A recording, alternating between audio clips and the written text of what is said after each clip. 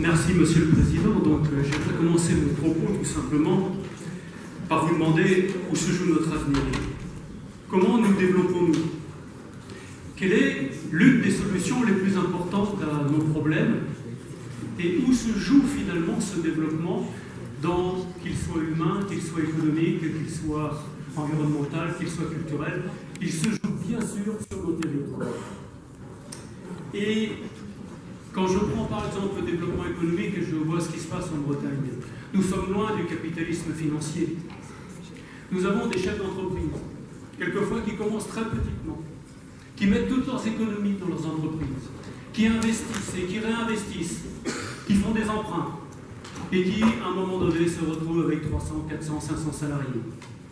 J'en ai un certain nombre dans ma circonscription. J'en ai même un, il a tellement bien réussi qu'il est devenu un leader de la cosmétique. Et pourtant, tout son capital est un capital familial. Donc nous sommes loin du capitalisme financier. Et c'est ainsi que se développent nos territoires, par un développement économique endogène, aidé évidemment par les collectivités locales, mais aidé par des gens qui se prennent en charge. Si je prends l'innovation sociale, comment ne pas souligner les territoires zéro chômeur, dont nous en avons quelques-uns en Bretagne?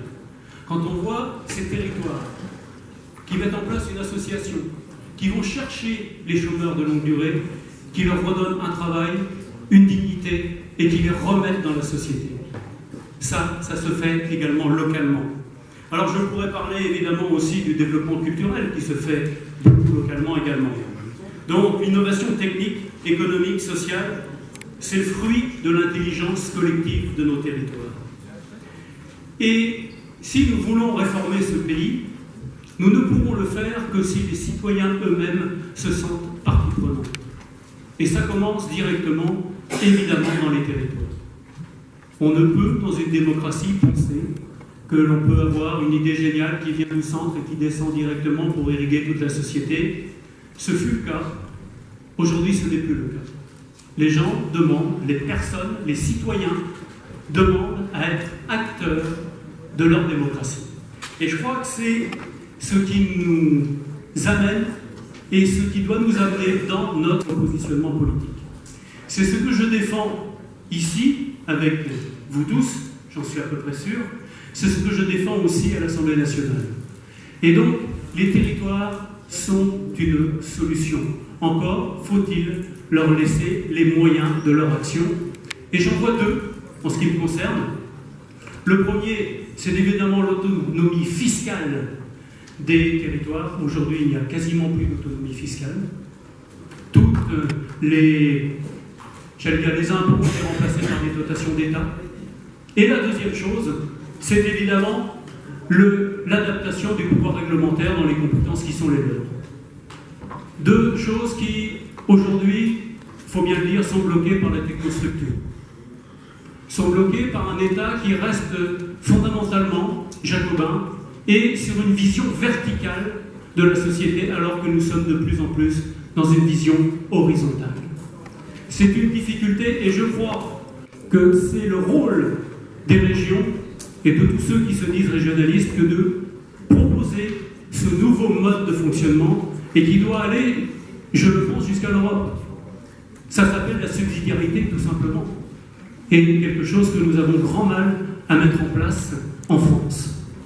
Mon deuxième propos va concerner le focus de l'étude sociolinguistique que l'on vient de nous donner.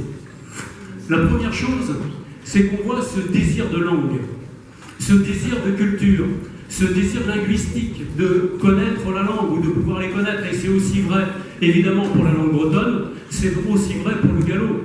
Qui aurait imaginé, il y a 20 ans, que 30% des gens veulent plus de gallo à la télé, veulent plus de gallo à l'école? 30%.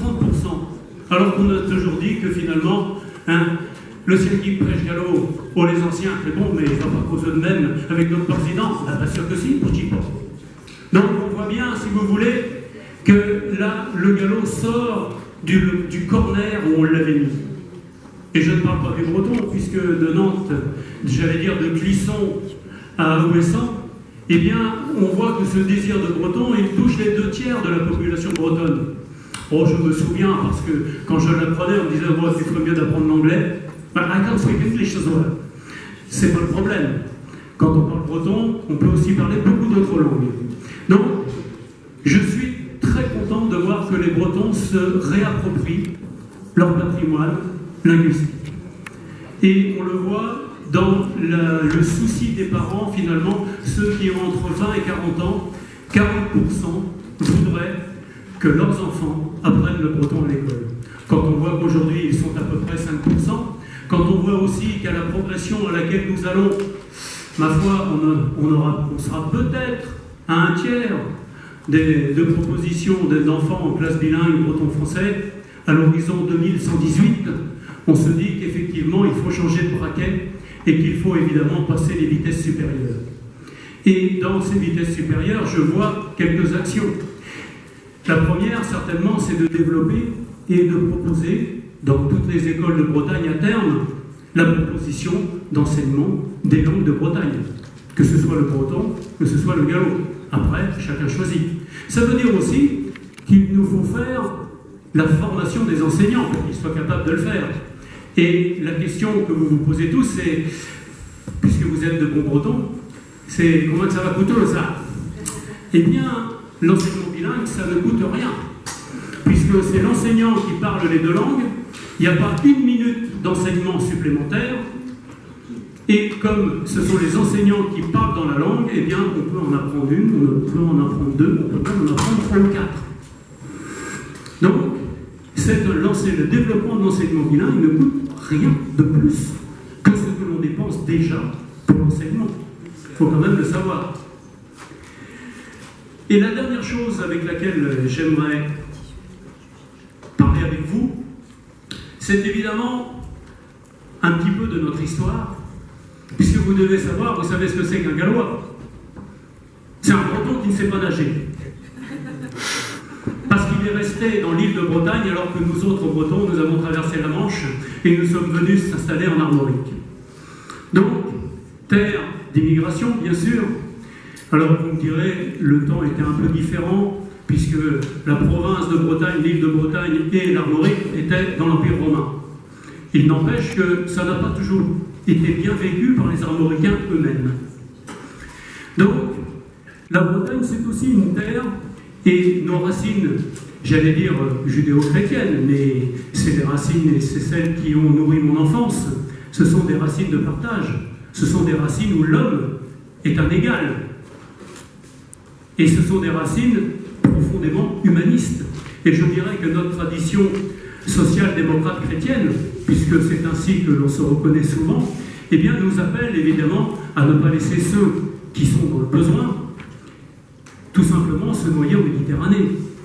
Quand je pense qu'on en vient à jalouser des gens qui sont partis de chez eux, soit pour échapper à la misère, soit pour échapper tout simplement aux violences ethniques ou aux violences étatiques, qui traversent le Sahara, qui arrivent en Libye où ils sont réduits en esclavage pendant un temps, que l'on met sur des bateaux, qui risquent de se noyer, et un certain nombre se noient, et qui arrivent chez nous.